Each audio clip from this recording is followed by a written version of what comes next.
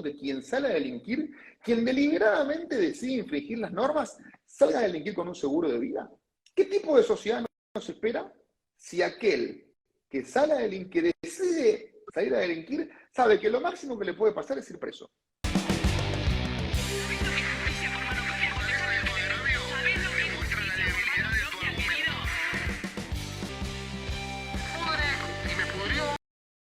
De un policía que estaba de civil, que intentaron sustraerle, bueno, su motocicleta, él estaba con la novia, se acercó otra motocicleta en la cual se bajó una persona, hizo como que lo estaba apuntando con un arma, que después se identificó que no era un arma de fuego, él se bajó, hizo unos pasos hacia atrás, giró y le disparó, creo que le disparó 4 veces si no me equivoco, o por lo menos tuvo 4 impactos de proyectil y perdió la vida este delincuente.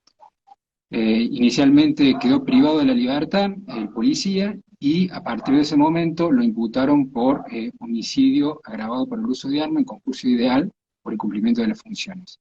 El punto principal que se pone en debate son, a mi modo de ver, 3 teorías del caso. La primera justamente fue un homicidio agravado, la segunda fue una legítima defensa y la tercera fue un exceso de legítima defensa. Tanto la segunda como la tercera postura, la segunda y tercera teoría del caso, él tendría una condena privativa de la libertad.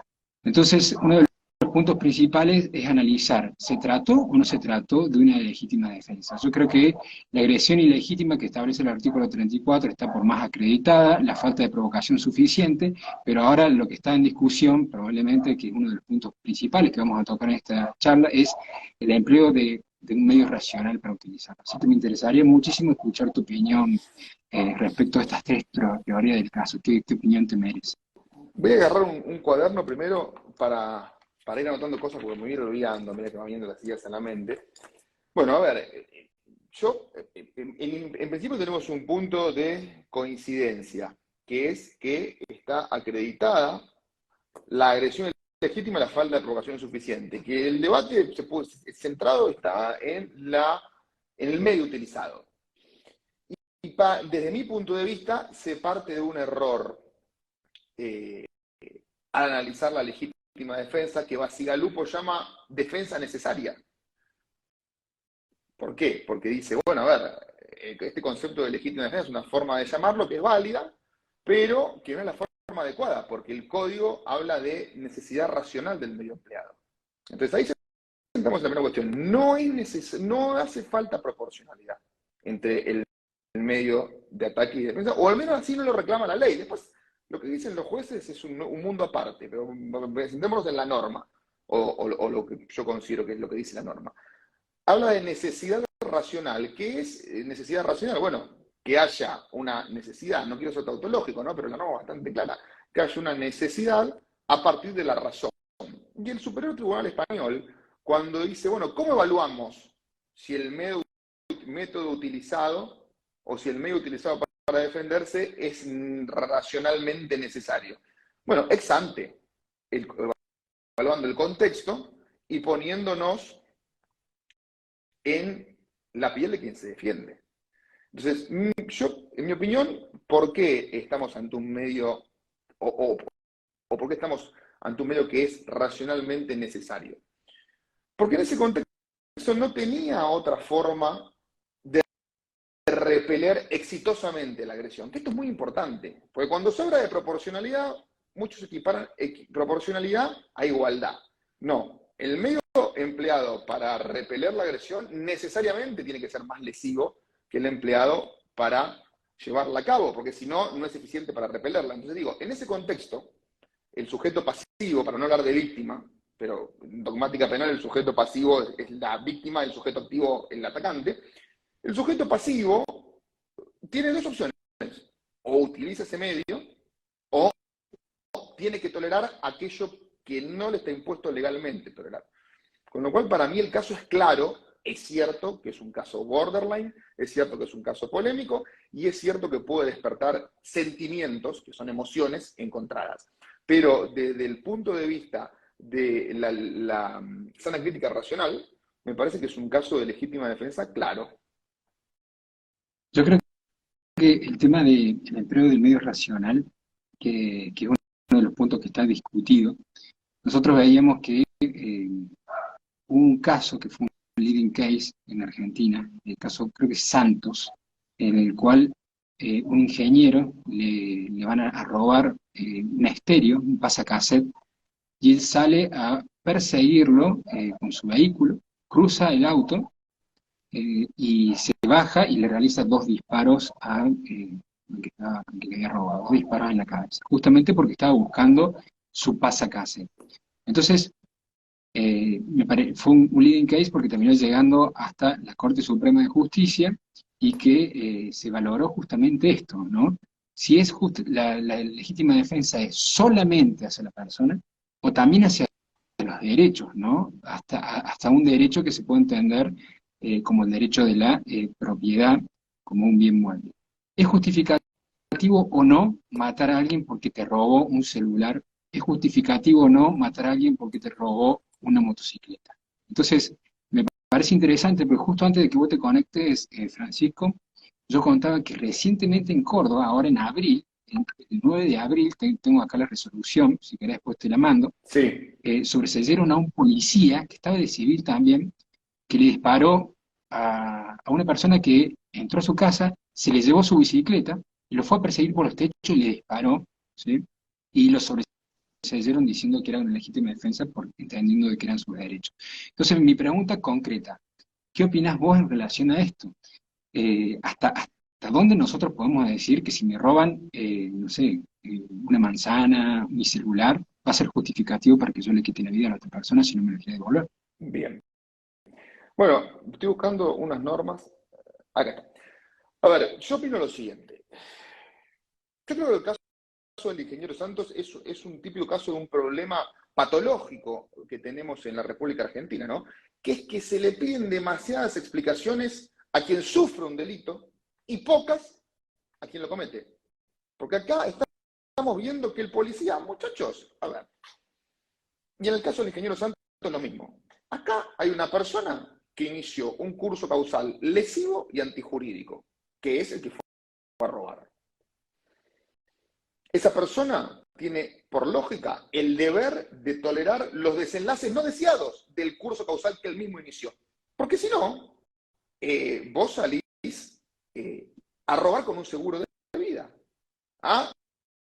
Vos fíjate, mañana viene, vamos a poner un personaje bien conocido, mañana viene el chino Maidana a robarme, no me apunta con un arma, pero me dice, Francisco, dame lo que tengas porque te mato trompada. Y yo, o me tengo que dejar robar, o me tengo que agarrar a piña con el chino Maidana, que me va a matar a trompada. Entonces no tiene ninguna lógica. O sea, entonces el ladrón sale con un seguro de vida. Entonces, en esa lógica se termina estimulando la delincuencia. Alguien me va a decir, bueno, pero si vos le das al policía la posibilidad de que tira destajo, no, pero momentito que la legítima defensa es para el sujeto privado, es para el individuo, no es para el policía. Lo que sucede es que en este caso se confundieron los roles, porque quien era policía termina defendiendo su interés propio. Entonces, Claro. es un primer punto de análisis. Y esta costumbre de pedirle muchas explicaciones a quien sufre un delito y pocas a quien lo comete, es lo que lleva a que la discusión del fallo Santos. Porque en el fallo Santos no hay absolutamente nada que discutir. Y esta cuestión, o en el caso Santos, y esta cuestión de si con la legítima defensa uno puede defender solo la vida u otros derechos, es una cuestión que está resuelta por ninguna doctrina avanzada, está resuelta por la ley. Y en este sentido, siguiendo la pauta hermenéutica de la Corte Suprema, que establece que cuando la ley es clara nada corresponde interpretar, y que los términos utilizados en la ley no son superfluos, sino que han sido empleados con el fin de ampliar, restringir o modificar derechos, porque la inconsecuencia legislativa no se presume, vamos a la norma. ¿Qué dice el artículo 34, inciso 6? Que no es punible el que obrar en defensa propia o de sus derechos. No hay más nada que interpretar. En todo caso, no les gusta y les parece, digo, no a vos, no en general, a los que no les gustan, digo, no les gusta y les parece que esto no debería ser así, bueno, buenísimo, como dijo una expresidenta, hagan un partido, ganen las elecciones y modifiquen la ley, o hagan una iniciativa popular y modifiquen la ley, y lo discutiremos en el ámbito legislativo. Eso en un primer plano de análisis, pero en un segundo plano de análisis, digamos, todo el que hace derecho penal conoce la teoría del delito y conoce que la legítima se analiza en el estamento de la antijuridicidad, es decir, si existe alguna norma que justifique un actuar típico, un actuar que a priori sería delictivo.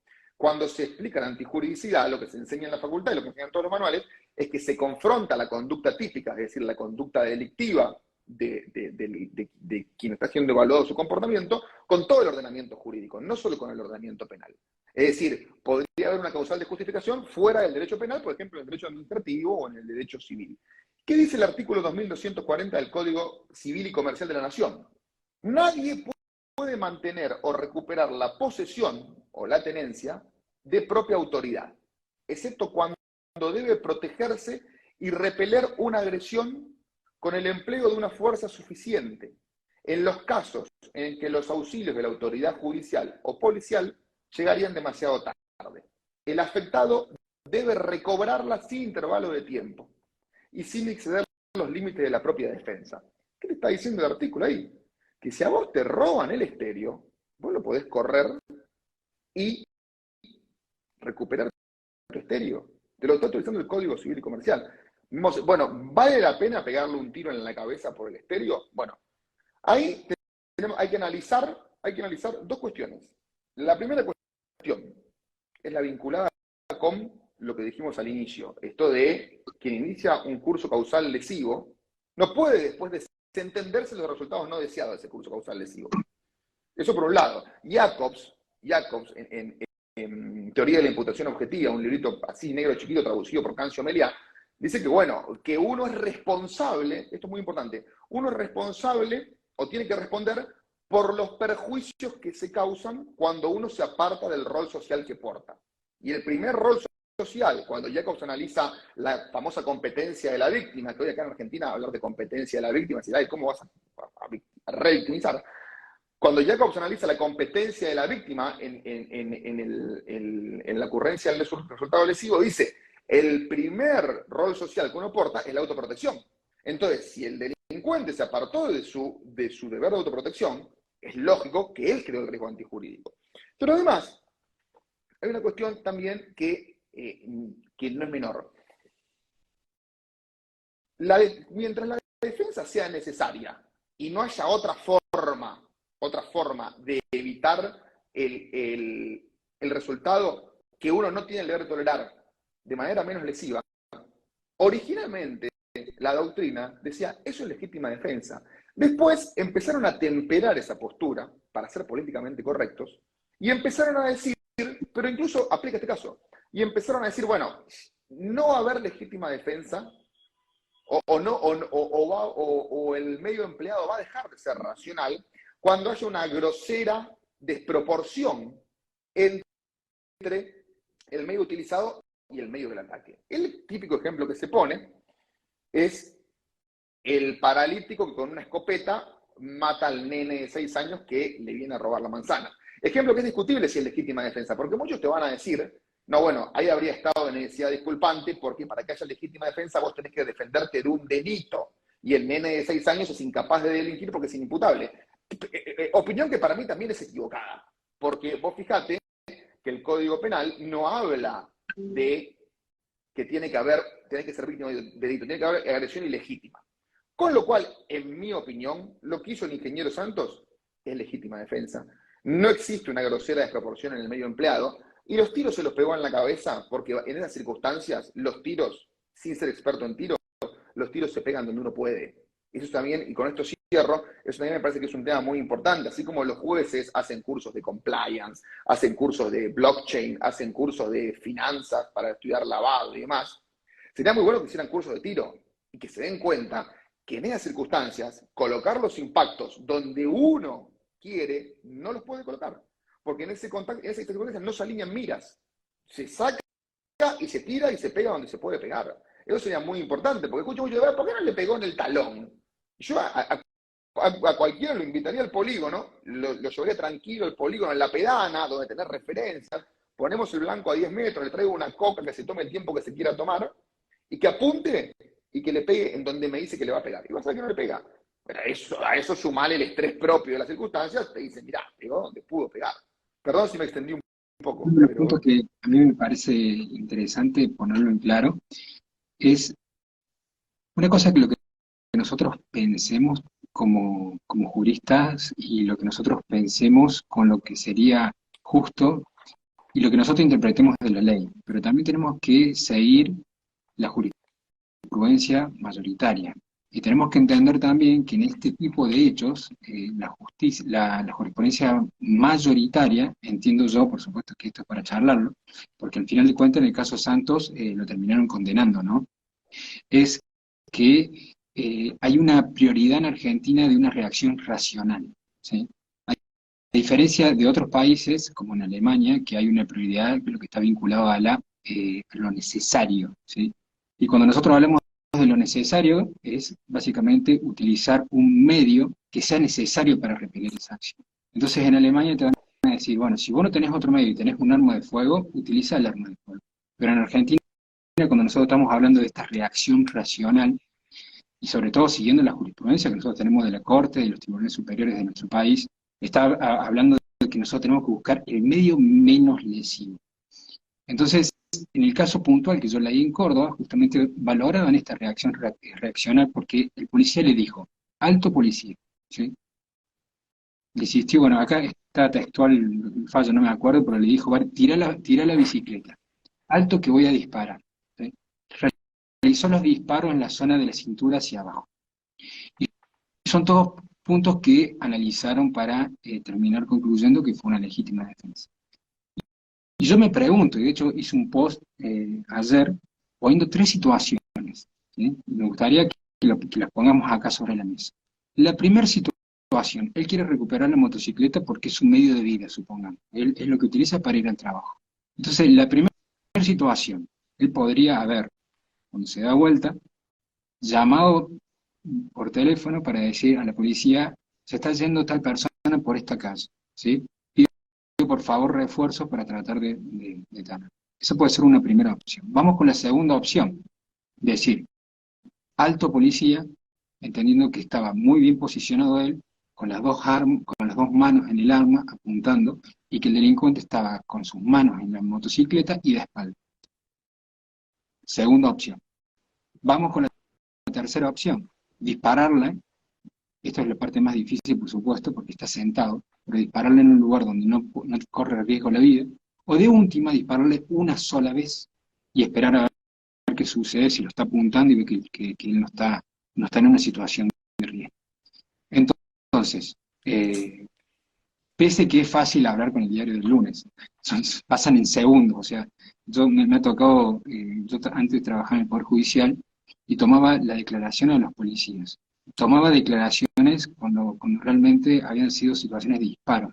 Y todos me decían lo mismo. En un segundo no alcanzaba ni a procesar lo que pasaba por la cabeza que estaban disparando. Entonces es fácil decirlo con el diario del lunes, pero yo no puedo soslayar que en una sentencia el Tribunal de Juicio va a analizar las distintas opciones, incluso hasta la formación que tuvo el policía. ¿Cuál sería el protocolo de trabajo del policía? Entonces, me gustaría saber qué opinión te merece lo que estoy poniendo sobre la mesa.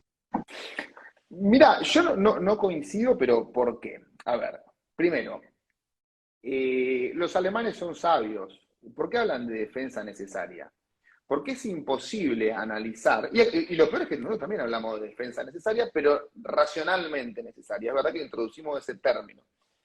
Ahora, en mi opinión, al momento de resolver, el tribunal tiene que saber que está analizando la racionalidad en un contexto altamente emocional.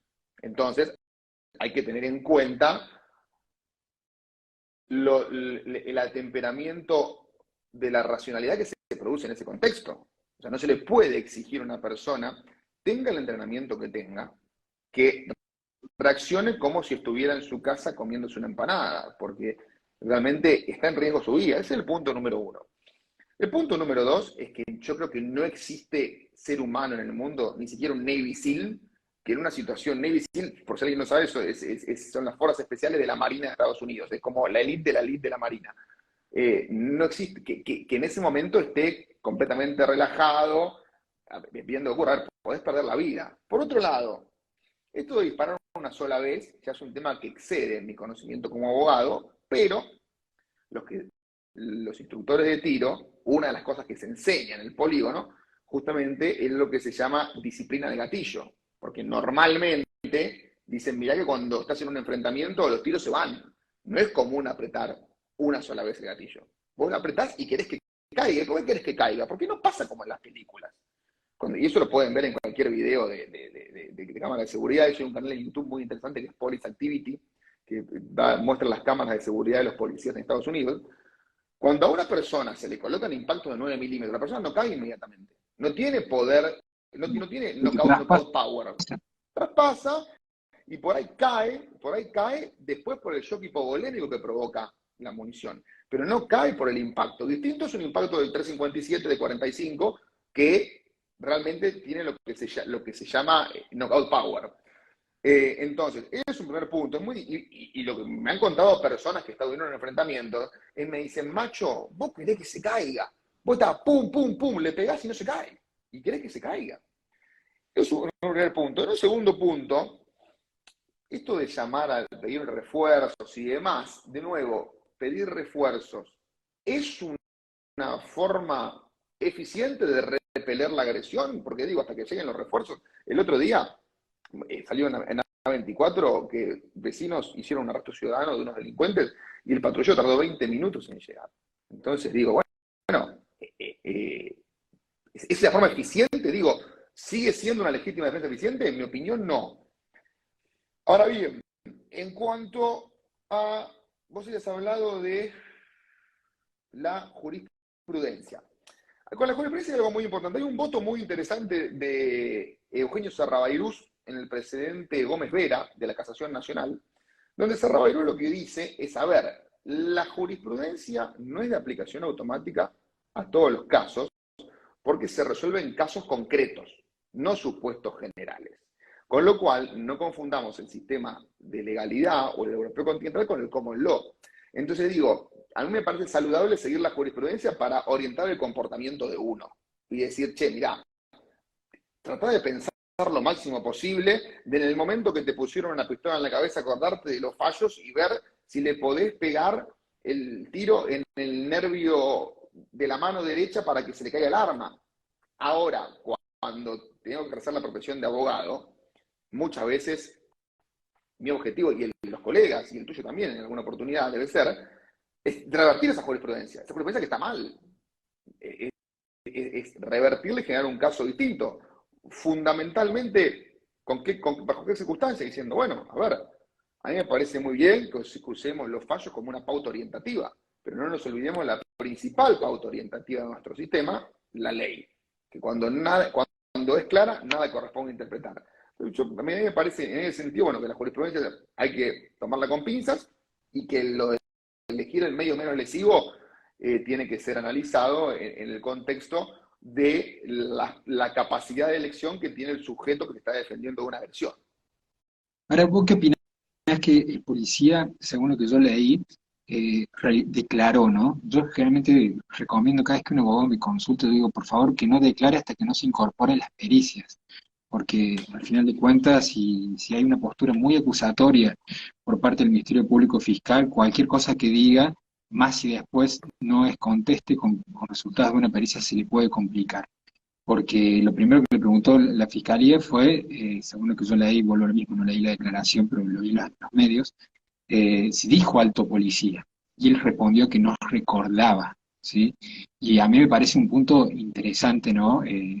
Para mí justamente, lo que yo hablo de lo que es la reacción racional, de agarrar y dispararle por la espalda, ¿sí? Dispararle por la espalda, porque sí, obviamente que hay que analizar ese video, hay que analizarlo con pinzas, pero el momento del primer disparo, él está dando la espalda y se ve claramente que no tiene nada en las manos. Que haya declarado en ese momento, ¿cómo lo visualizás vos como una estrategia defensiva? Bien, arranco por el final. A ver, la polémica con disparar por la espalda no es porque se sanciona el acto de cobardía de actuar de esa manera. La polémica original de la veda del disparo por la espalda se sustenta en que normalmente cuando el delincuente da la espalda el peligro cesó. Pero a ver, vos la realidad es que no tenés por qué entrar en una pelea justa. Esto es como de nuevo el ejemplo del chino Maidana. El chino Maidana me está robando, me dice que me va a pegar. a ver, en un momento se agacha a atarse los zapatos y le reviento la cara a una patada. Y nadie me puede decir, no, pero usted debería haber dicho, chino, en guardia, vamos, empecemos a pelear. No, no, yo quiero utilizar el método más eficiente posible dentro de la menor lesividad que puedo elegir en ese momento. Ahora bien, el tema de la declaración es una elección, para mí eso es una decisión. ¿Por qué? Porque mi sugerencia siempre es, como decís vos, ver la prueba previo a declarar. Ahora, normalmente, yo si fuera fiscal, que nunca ocupé ese repugnante rol, no, mentira, pero si fuera fiscal, y vos lees, declarás después de leer la prueba, yo te diría lo que los fiscales nunca te dicen, siempre te lo diría. Ah, qué vivo, obviamente, leyó la prueba y acomodó su declaración a la prueba. Es cierto que como juez te diría, bueno, eso no lo podemos saber. Lo que dice Daniel es que su declaración se condice con la prueba y yo tengo que decidir en función de lo que sé, no en función de lo que no sé. Ahora, tienes ese perjuicio, pero tiene el beneficio de ser más seguro. Ahora, ¿qué ocurre? Muchas veces, cuando el cliente sabe lo que pasó, está completamente seguro de lo que pasó, uno le dice, bueno, a ver, si vos querés tomar el riesgo de declarar antes de que se produzca la prueba, tomalo. Si sale bien, tenés mucha credibilidad. Si sale bien, es como pegar un pleno, diríamos, para utilizar un término bien timbero. Si sale mal, vamos a tener algunas explicaciones, algunas capaz que imposibles de sustentar. Entonces, eso ahí me parece que es una elección, pero sí, es verdad que normalmente lo más seguro es declarar una vez que se produjo la prueba, sobre todo teniendo en cuenta que a lo sumo el fiscal de instrucción te va a decir, o el fiscal de investigación te puede llegar a decir que bueno, que vos adecuaste tu declaración a la prueba. Pero en el juicio, bueno, en el juicio, que es la parte importante, en el juicio ya nadie te puede decir que vos esperaste la prueba para adecuar tu declaración, porque sí, el juicio se hace con la prueba producida, con lo cual ahí podés tener un beneficio mayor. Eso para mí es una decisión. En este tipo de casos, me parece a mí interesante también resaltar cómo reacciona la sociedad, porque al final de cuentas esa reacción de la sociedad termina traduciéndose en la influencia que pueden tener los medios periodísticos y la presión social y política que puede terminar en un tribunal de juicio. Entonces, de repente cuando aparecen las aristas de decir no, se lo merece la víctima porque es un delincuente, hay que dispararle directamente en la cabeza. Empiezan a salir esa cantidad de mensajes que de hecho yo cuando empecé a difundir este vivo, me empezaron a sugerir a personas que yo la verdad que no me imaginaba. Tuve que empezar a preguntar si estaban de acuerdo o no con la pena de muerte. A ese punto, ¿no? Porque al final de cuentas, yo digo, ¿qué influencia puede tener todas estas presiones y las decisiones judiciales? Vos lo interpretás, vos que sos un abogado que está acostumbrado a hablar con los medios, ¿interpretás que puede llegar a tener un papel predominante al momento de tomar una decisión por parte del tribunal de juicio o de un fiscal? Bien, voy a ser elíptico, pero hoy voy a responder la pregunta. A ver, yo no considero que nadie se merezca la muerte por lo que es. Eso es clarísimo. Nadie se merece la muerte por lo que es. Sí puede darle a otro muy buenas razones para matarlo por lo que hace. Fundamentalmente cuando se trata de proteger la propia vida. Entonces, eso es un punto importante. Por otro lado, yo creo que la legítima defensa, sobre todo teniendo en cuenta quiénes son los naturales usufructuarios de la legítima defensa, que normalmente es el individuo particular, no los funcionarios policiales, yo no creo que se equipare con la pena de muerte, porque la pena de muerte es una decisión racional de política estatal para controlar el delito, mientras que lo otro es una decisión en caso de extrema emergencia de un sujeto que no pueda acudir al auxilio del Estado. En relación a si los medios influyen, los medios sí influyen, eso es incontrovertible que influyen. De hecho, en este caso, los medios, hay que decirlo, han sido bastante indulgentes con el policía. En otras circunstancias no sé qué hubiese pasado. A mí lo que me genera un poquito de rechazo es que si se defiende legítimamente, si se defiende de esta forma un policía, nadie dice nada. Si hubiese sido una persona, un civil, no, ¿cómo el civil va a estar armado? Es una irresponsabilidad porque el civil no tiene el entrenamiento que tiene el policía. A ver, yo personalmente conozco civiles que tienen muchísimo más entrenamiento que el que tienen los policías. Fundamentalmente porque tienen tiempo y dinero. Entonces se pasan 3, 4 veces por semana en el polígono tirando cajas y cajas y cajas de municiones. Entonces ya parece Homero Simpson, ¿no? Que apagaba, abría la lata de cerveza con un tiro. ¿Por qué? Porque tienen capacidad de hacer cualquier cosa. Entonces, sí influyen. Y yo lo que creo es que en realidad, que no está mal que los medios influyan. Lo que está mal es que el juez decida en función de esa influencia. Porque de hecho, mi opinión... Recuperó la libertad muy rápido, ¿no? ¿Qué hubiera pasado, Sí, como vos decís, si hubiera sido bueno, civil? por eso. Por eso, Mi opinión, ¿qué tanta influencia tuvo los medios en la decisión del fiscal? y yo creo que bastante. Ahora, mi opinión es que la decisión tiene que ser por jurados. O sea, para mí los juicios deberían terminar directamente por jurados. ¿Por qué? Porque estamos en un gobierno democrático. Y se supone que los diputados hacen leyes. Y hacen leyes representando al interés de los que lo votaron. Ahora, ¿qué mejor que los que decidan qué significa cada ley sean aquellos representados cuando pueden hacerlo? Porque en definitiva, si estamos en una sociedad democrática y la sociedad considera que uno tiene que poder pegarle un tiro con un misil a una persona que está huyendo con un alfajor propio, bueno, después se debatirá en otros ámbitos, en las universidades, en los colegios, qué clase de valores hay, etcétera. Pero en definitiva, yo creo que para mí el jurado es la máxima expresión del gobierno del pueblo, sobre todo en sociedades donde ya no se puede ejercer la democracia directa. Es la expresión, o si se quiere, una vuelta al ejercicio directo de la democracia. Sí, obviamente que el jurado participaría en el momento El del juicio. debate oral, ¿no? Ya en la última etapa, pero yo sí me parece muy interesante porque cuando hay mucha presión por los medios, si bien ellos pueden estar influenciados, por lo menos no hay una presión política en ellos, no tienen el miedo de jury, como muchos, como lo hemos visto en el caso más de Sosa, ¿no? Las Sí, bueno. presiones que hay, imagínate si los jueces terminaban absorbiendo qué hubiera pasado ahí. No sé si se quedaban, si seguían con el trabajo. Entonces, porque cuando hay mucha presión, los jueces técnicos la sienten realmente. Yo te digo porque lo he vivido desde adentro del Sí, Poder Judicial y sé que es así. Por eso también me parece, estoy de acuerdo con vos en que el jurado popular es un camino que me parece muy interesante. Y bueno, y al final de cuentas, en muchas cuestiones estamos pensando muy similar, ¿no? Si bien yo no entiendo de que no es una legítima defensa el caso puntual, porque para mí la reacción racional fue extralimitada en el sentido de que no se identificó como policía y no intentó reducirlo y le disparó 4 veces. De acuerdo a mi visión del caso tendría que ser un exceso de legítima defensa, ¿no? Pero bueno, en base simplemente a esos detalles, creo que estamos más o menos con una idea muy similar en el camino. Yo quería consultarte y hacer un poco de suposición, ¿no? ¿Qué opinión te merece a vos de que no haya estado armado?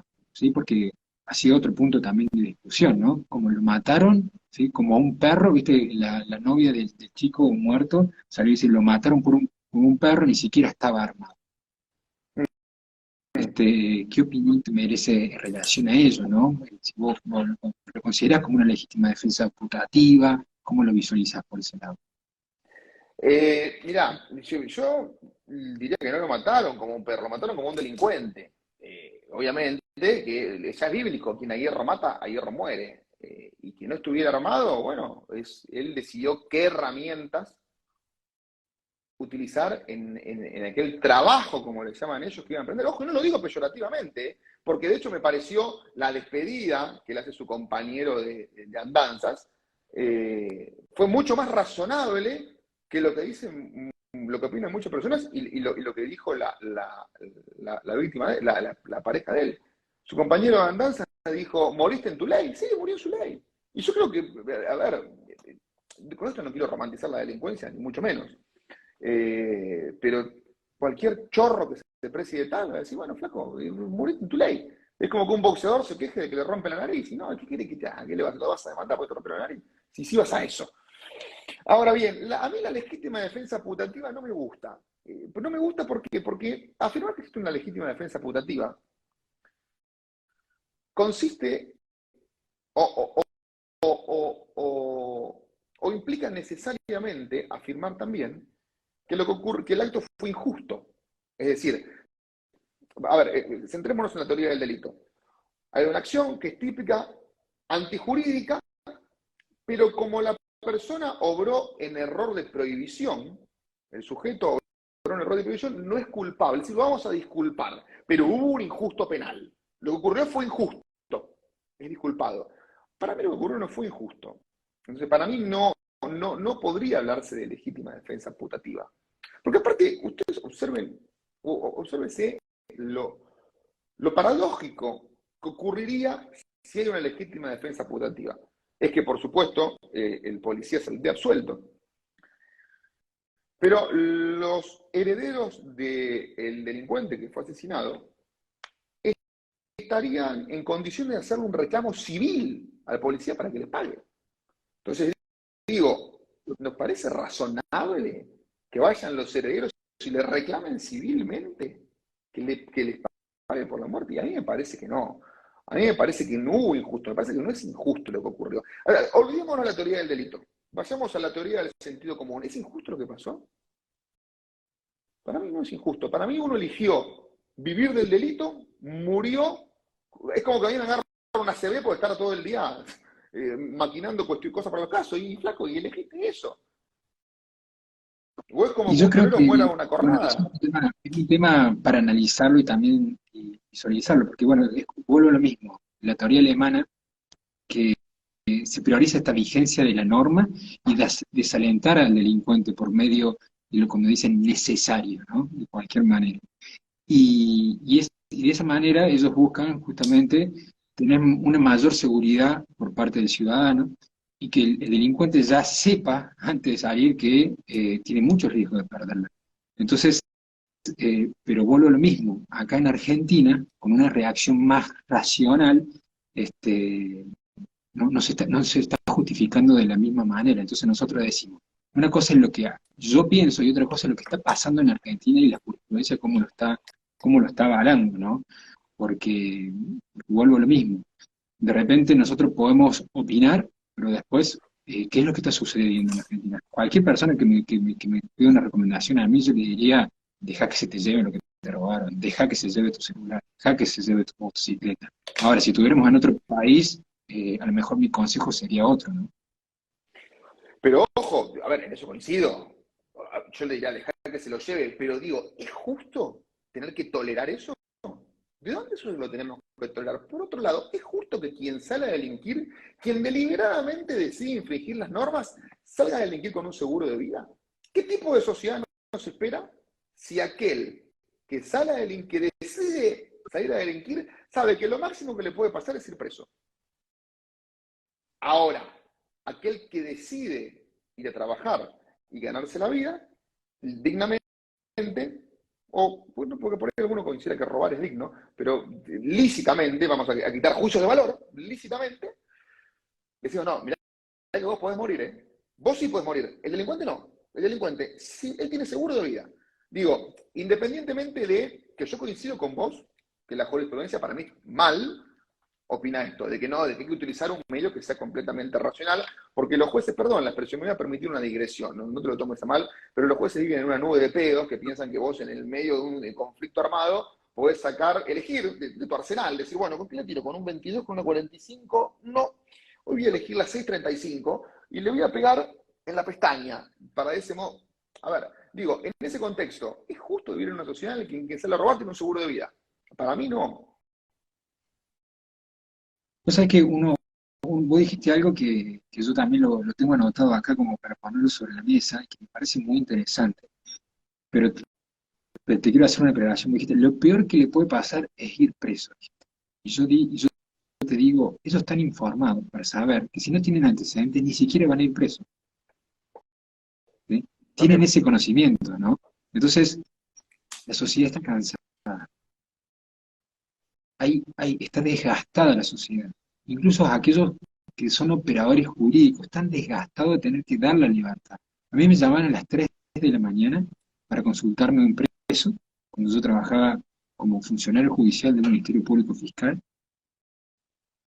y me hablan de que había sido un robo a mano armada, me hablan de un chico de 19 años que lo habían agarrado en una persecución, y yo sabía de que el próximo día hábil, cuando me llegue la planilla, le iba a dar la libertad. Hasta el cansancio de uno como operador de justicia, que lo lleva a decir, esto no está funcionando, el sistema no está funcionando. Y yo te puedo asegurar, Francisco, que por lo menos en Córdoba y en otras provincias también hay buenos operadores de justicia, ¿no? Hay gente que quiere hacer las cosas bien, hay gente que quiere aportar valor, pero ¿qué está sucediendo? El sistema no nos está acompañando. Yo no sé qué opinas vos en relación a eso. A ver, yo, después de todo lo que dije, cuando diga que yo me enrolo dentro de la corriente garantista, van a decir, no, no puede ser. No, a ver, yo sí me enrolo en la corriente garantista. ¿Yo qué digo? A mí no me parece mal que transite el proceso en libertad si no hay ningún riesgo procesal. No me parece mal. Sí es cierto que el delincuente esté informado. De hecho, hoy estuve en un penal con un cliente y me cuenta que tiene unos compañeros de penal que bueno, que le dicen, no, mira, vos si vas a robar tenés que ir solo, porque si vas solo no se aplica el agravante en banda. Bueno, toda una dogmática penal tumbera sorprendente.